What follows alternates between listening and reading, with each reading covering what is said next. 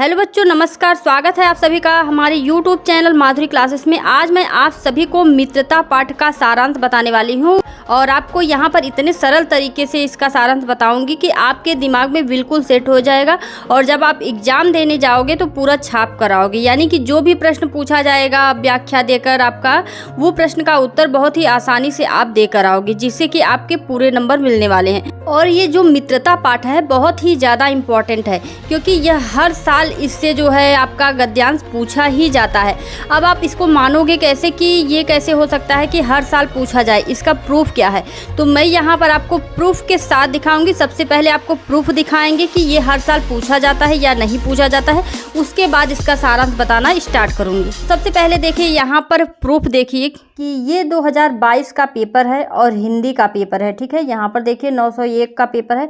हर जो है यहाँ पर जो कोड होता है चेंज रहता है, सबका पेपर अलग अलग रहता है। ठीक है, आप यहाँ पर देख सकते हैं 801 AG। आप वहाँ पर देखें 2022 का मैंने जो दिखाया वहाँ पर 801 AG लिखा हुआ था, यहाँ पर भी लिखा हुआ। आप ये नहीं कह सकते हैं कि मैंने प्रश्न आपको दूसरा दिखाया और ये दूसरा है। ठीक है, यहाँ पर देखिए कुसंग का ज्वर सबसे भयानक होता है। यह केवल नीति और समृद्धि का ही नाश नहीं करता बल्कि बुद्धि का भी क्षय कर देता है। तो यहाँ पर जो है अगर आप अच्छे से सारांश को समझ जाएंगे तो प्रूफ के साथ मैंने दिखा दिया है। ऐसे ही आपका 2023 का 2020 और 19 में भी आया है। 21 में तो एग्जाम ही नहीं हुआ है। तो सारे पेपर्स को यहाँ दिखाने से जो है पूरा जो है वीडियो काफ़ी लंबा होगा। ये चैप्टर बहुत ही ज़्यादा इंपॉर्टेंट है।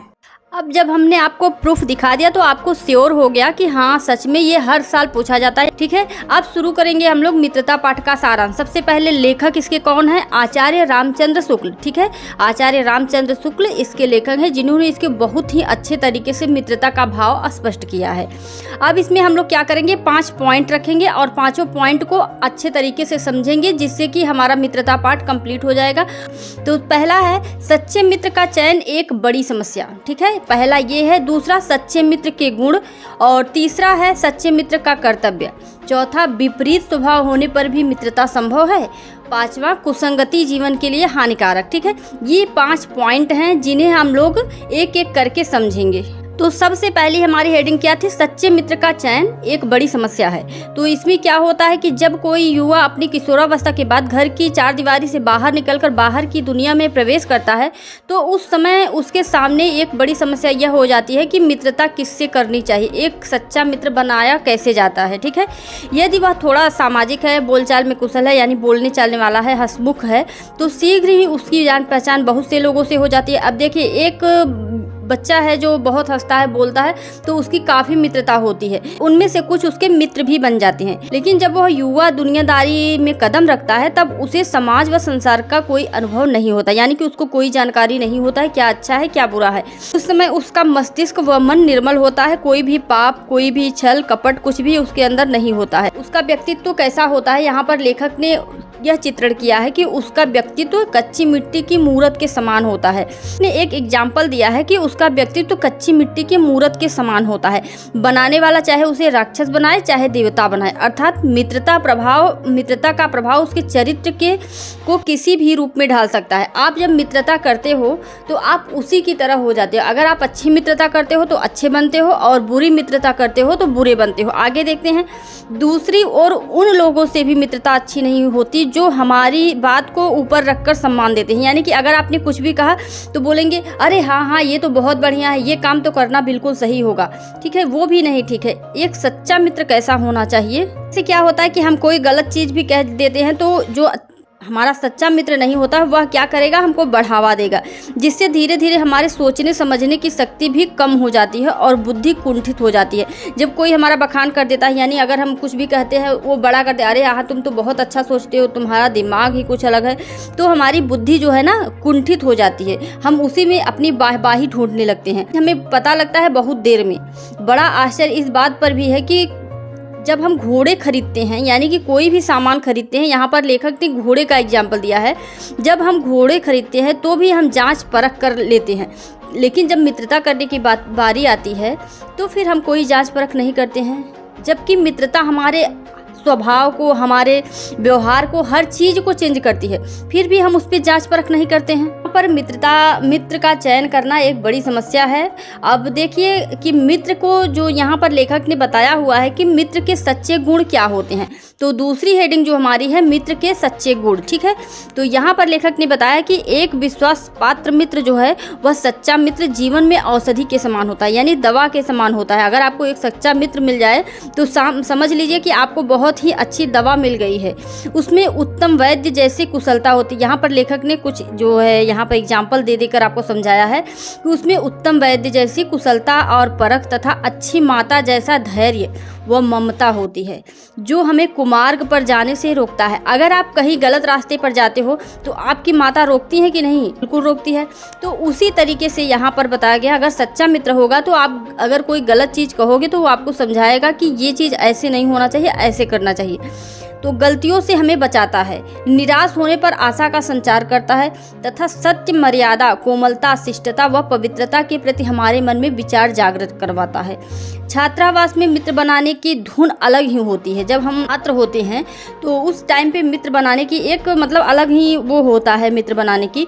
जिन मित्रों के साथ उन्हें उनका वर्तमान आनंदमय तथा भविष्य मनमोहक व सुनहरा प्रतीत होता है, इसके विपरीत एक युवा पुरुष को मित्रता शांत, दृढ़ और गंभीर होती है। एक युवा पुरुष जो मित्रता करता है उसका मित्रता शांत व दृढ़ और गंभीर होता है। सुंदर रंग रूप, चाल, स्वतंत्र आचार व्यवहार देखकर बनाए गए मित्र श्रेष्ठता की कसौटी पर खरे नहीं उतरते हैं।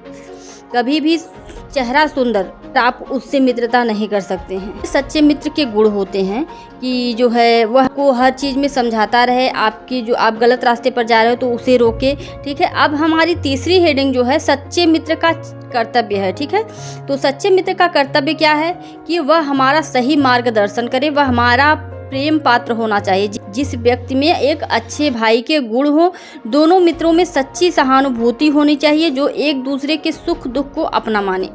एक के हानि होने पर उसको भी हानि का अनुभव हो, एक के लाभ होने पर अगले मित्र को भी लाभ का अनुभव हो। जिनमें अधिक आत्मबल हो, प्रतिष्ठित व शुद्ध हृदय हो, जो सत्यनिष्ठ हो व परिश्रमी हो, जिनमें हमेशा धोखा खाने का डर न हो।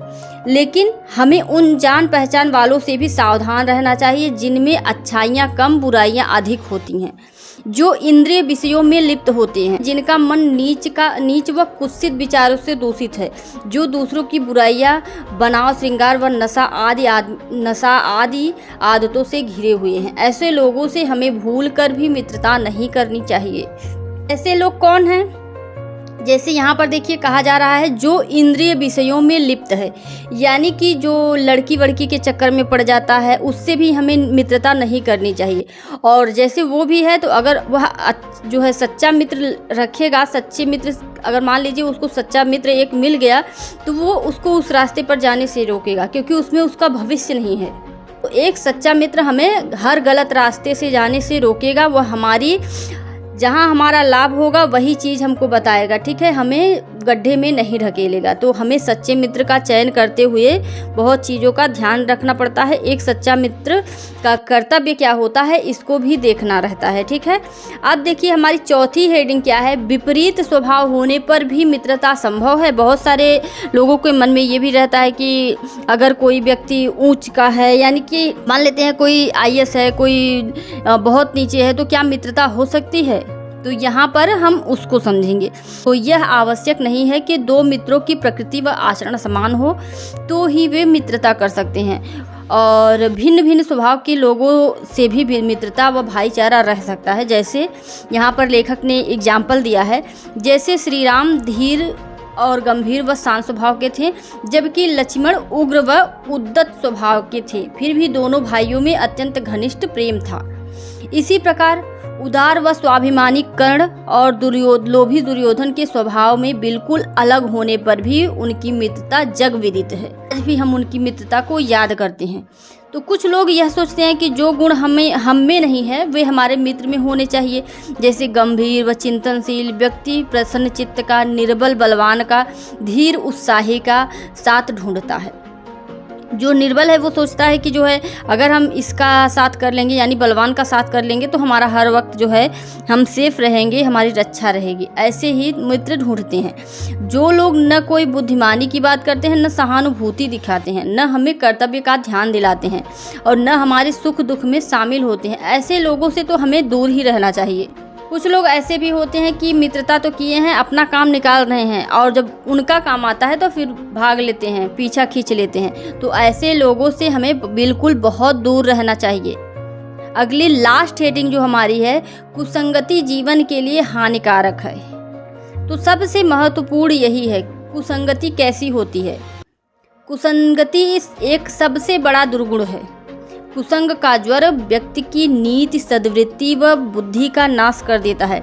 कुसंगति बहुत बड़ा बुखार है, समझ रहे हैं आप लोग, बहुत बड़ा बुखार है। अगर आपकी गलत संगति हो गई तो समझो आप बुखार से पीड़ित हो गए, और जब बुखार शरीर में आएगा तो फिर बहुत सारे रोग ऑटोमेटिकली आपके शरीर में घुसते चले जाते हैं। तो वही चीज़ कुसंगति है। घड़ी भर का कुसंग भी व्यक्ति को पतन की तरफ ले जाता है। जैसे कोई कुछ क्षणों के लिए आया और गलत है, वो आपको उतने में ही 5 मिनट में ही 10 मिनट में ही आपको इतनी मोटिवेट करेगा उस चीज़ के लिए कि आप सीधे उसकी ओर चले जाओगे और आपका पतन निश्चित है, क्योंकि वह अच्छा संग तो है नहीं। जबकि अच्छी संगति से व्यक्ति दिन प्रतिदिन उन्नति करता है, उसका चरित्र उज्जवल व निष्कलंक हो जाता है। इसमें लेखक ने क्या बताया है, हमें बुरे संगति से, बुरे लोगों से बचना चाहिए तथा उत्तम सच्चरित्र, सच्चे, ईमानदार, विवेकशील लोगों के साथ ही रहना चाहिए और उन्हीं से मित्रता करनी चाहिए। तो इससे अगर आप लोग देखिए 10th में ही आपको ये चीज़ें समझा दी जा रही हैं। लेखक का जो है मित्रता पाठ 10th में लाने का यही रीज़न है कि आप लोग समझ जाओ कि मित्रता कैसे करनी चाहिए।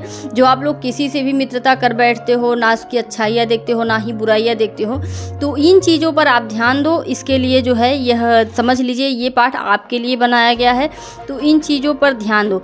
और इस पाठ का सारांश पूरा हो चुका है और अब आप आसानी के साथ हर जो है गद्यांश का आंसर आसानी के साथ दे सकते हो। अगर आपको कहीं भी कोई दिक्कत होती है तो कमेंट करके ज़रूर पूछें, और वीडियो पसंद आए तो लाइक करना बिल्कुल ना भूलें। और ऐसे ही हम हर पाठ के सारांश को आपको आसानी के साथ समझाते रहेंगे। तो अगर अभी तक आपने चैनल को सब्सक्राइब नहीं किया है तो चैनल को तुरंत सब्सक्राइब कर लीजिए। मिलते हैं नेक्स्ट वीडियो में, धन्यवाद।